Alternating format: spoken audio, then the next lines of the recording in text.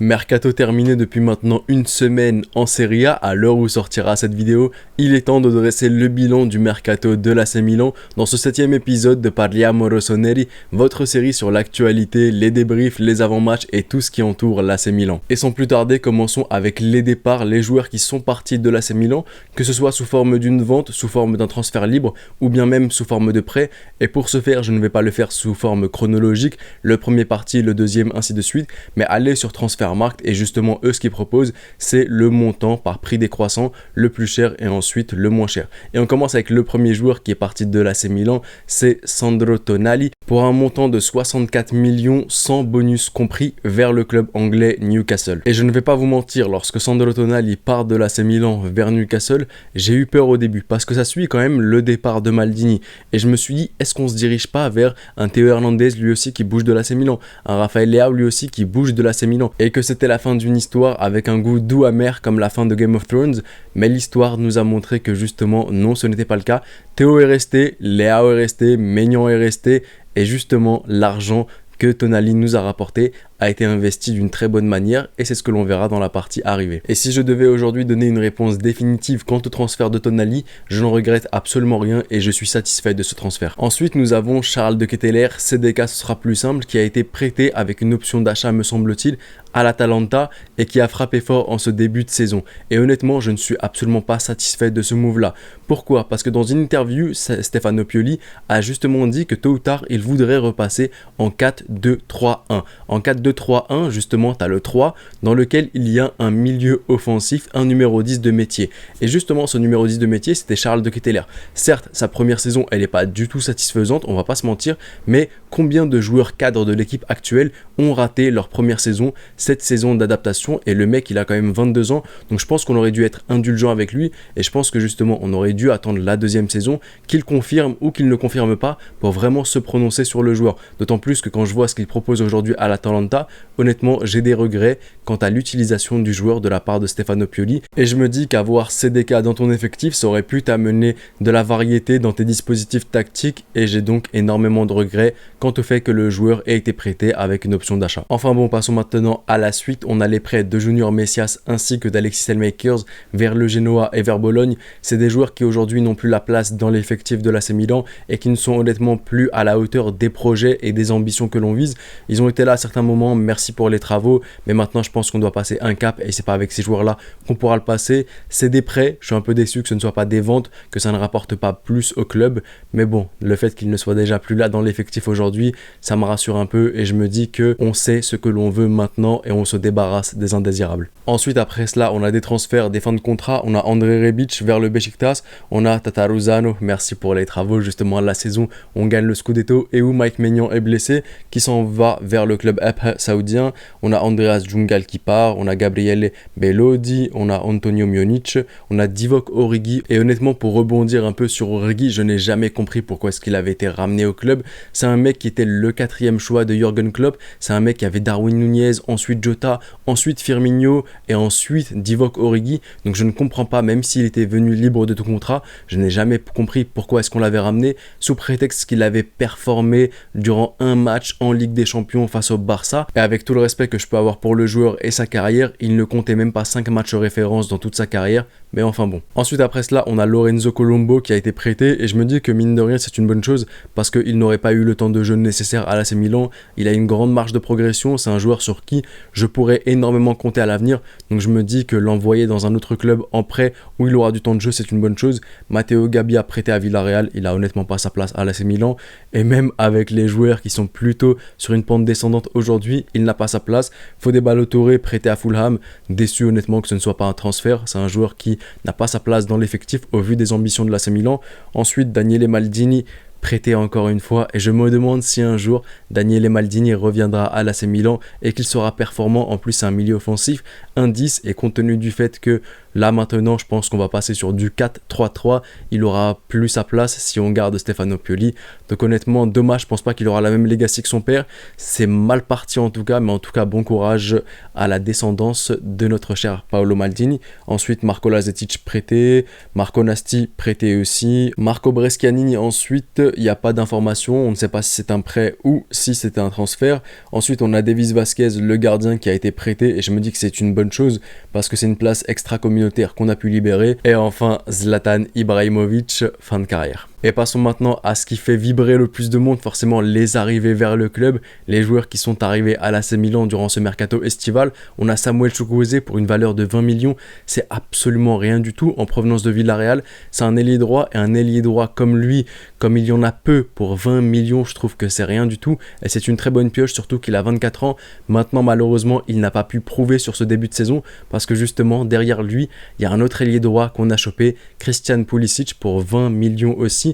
Et Christian Pulisic, sur ce début de saison, je vais pas vous mentir, je m'attendais à ce que soit Chukwueze qui soit dans le 11 de départ, mais au vu de ce que montre Pulisic, tu ne peux pas le retirer justement du 11 de départ, et ce sera à Samuel Chukwueze justement, le jour où Pulisic sera un peu en méforme et en baisse de régime, de prendre le temps de jeu et de montrer ce qu'il vaut réellement pour gagner sa place en titulaire. Mais mine de rien, ça c'est des problèmes de riches, on va pas se mentir. Est-ce qu'on met Pulisic ou est-ce qu'on met Chukwueze? Est-ce qu'on met Messias ou est-ce qu'on met Selmakers? On est passé du tout au tout. Donc honnêtement, je suis content pour 20 millions de superbes arrivées dans le secteur offensif.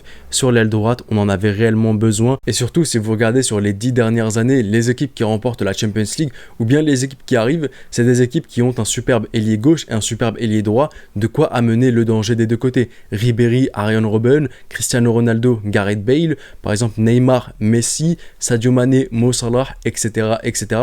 Donc aujourd'hui, avoir ces possibilités-là, pouvoir amener le danger d'à gauche avec Leao ou bien d'à droite avec Christian Pulisic ou Samuel Chukwueze, c'est tout bénef pour nous. Ensuite, après cela, en provenance de Valence, en provenance de Gattuso, on a Younous Moussa, 20 ans, pour une valeur de 20 millions lui aussi. C'est rien, et sur ce qu'il a montré dans ses entrées de jeu, je l'ai trouvé incroyable, surtout la percée qu'il a faite contre le Torino de mémoire, elle a été incroyable.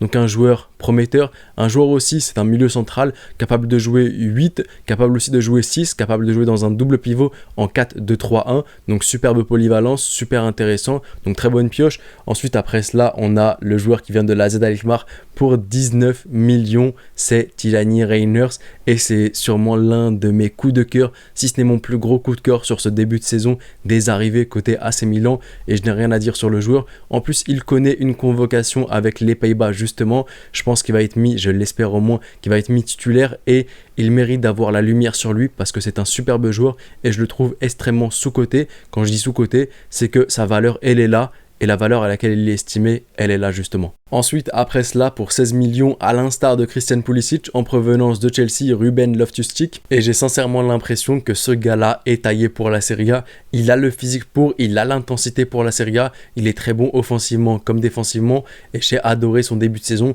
Et il est aussi bon jeu balle au pied. Donc honnêtement, très très bonne pioche. Et l'un de mes tops sur ce début de saison. Et d'ailleurs, dans mes vidéos débrief, il se retrouve très souvent en top justement. Et gros volume de jeu aussi, mine de rien. Il court énormément. Après cela, on a Noah Okafor en provenance de Salzbourg pour 14 millions.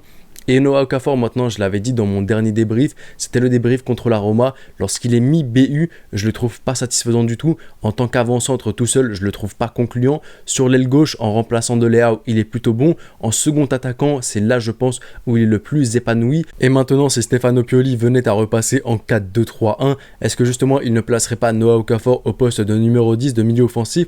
Ou bien est-ce qu'il opterait pour Christian Pulisic, milieu offensif numéro 10, et que ce sera Samuel Chukwueze qui sera sur l'aile droite? Donc tout cela reste à voir si Stefano Pioli venait un jour à nous sortir un 4-2-3-1 en 11 de départ. Mais en tout cas, plus que satisfait de l'arrivée de Noah Okafor, surtout ce qu'il nous avait mis en Ligue des Champions l'année dernière. Je m'étais dit, ce mec-là, je le veux dans mon équipe, et aujourd'hui, il est dans l'équipe.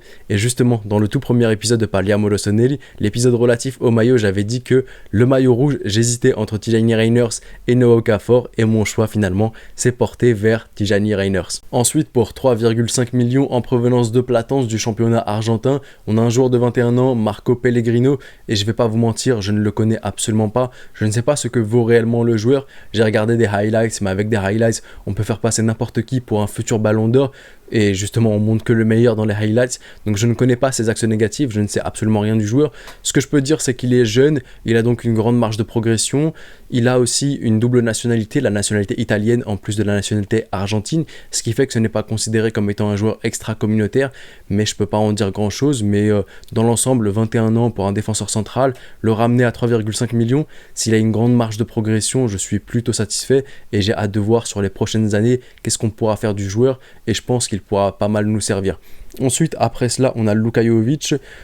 Il y a marqué transfert libre, mais je crois pas que ce soit un transfert libre. Il a 25 ans, faut pas regarder le Luka Jovic justement du Real, où il a été très très mal utilisé justement, où il était arrivé un peu jeune et malheureusement il n'a pas eu sa chance.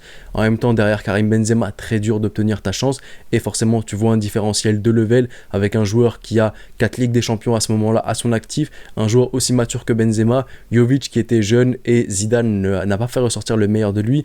Donc je pense qu'il faut oublier cette image de Jovic, et en tout cas même en tant que titulaire à l'AC Milan, je pense qu'on peut être satisfait d'avoir un Luka Jovic au vu de ce que l'on a actuellement, sans manquer de respect à Giroud. Giroud, c'est un superbe joueur qui a pas mal apporté, mais je pense que maintenant il se fait un peu vieux et qu'on a besoin de ramener quelqu'un de plus jeune. Ensuite, on a Luca Romero, ailier droit de 18 ans en provenance libre de la Lazio. Luca Romero, il a une superbe patte gauche, ailier droit incroyable, et le but qu'il a marqué contre le Real en match de pré-saison, j'en ai encore des étoiles dans les yeux. Maintenant, le joueur n'a pas été inscrit dans la liste de la Ligue des Champions. En même temps, c'est assez compréhensible. Sur l'aile droite, on a déjà Christian Pulisic, Samuel Chukwueze, il a 18 ans, il n'a pas encore la même maturité et l'expérience que les autres joueurs, mais en tout cas, il a certaines prédispositions que j'adore. Il est très petit, il se faufile très très bien, centre de gravité bas, donc honnêtement, c'est un joueur et un profil différent de ce que l'on a.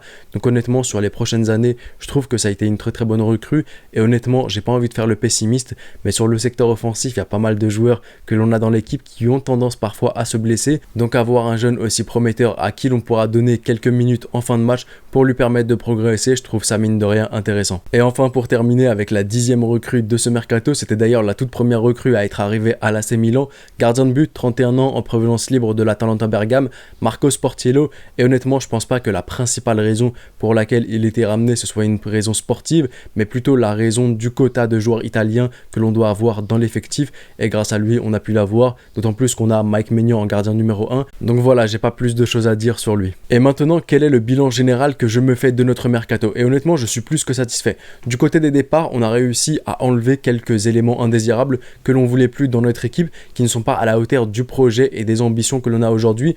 Aussi, Sandro Tonali nous a permis de ramener pas mal d'argent qu'on a réussi à investir sur des arrivées, et notamment les arrivées. Secteur offensif, je suis plus que satisfait, parce qu'aujourd'hui, le titulaire peut être remplaçant, enfin, à part Rafael Leao pour le coup, mais les remplaçants sont tout aussi des titulaires. Tu me dis aile gauche, je te dis Noah Okafor, Rafael Leao sans souci, et même Christian Pulisic qui a déjà joué à ce poste-là et qui a été plutôt satisfaisant. Tu me dis buteur, je te dis Giroud et je te dis Luka Jovic. Tu me dis aile droite, Christian Pulisic, Luka Romero, Samuel Chukwueze. Donc aujourd'hui, dans le secteur de l'attaque, on n'a plus aucune excuse, sans compter nos milieux de terrain qui sont solides mais qui apportent aussi offensivement. Tijani Reiners, Ruben Loftus-Cheek, Yunus Mouse.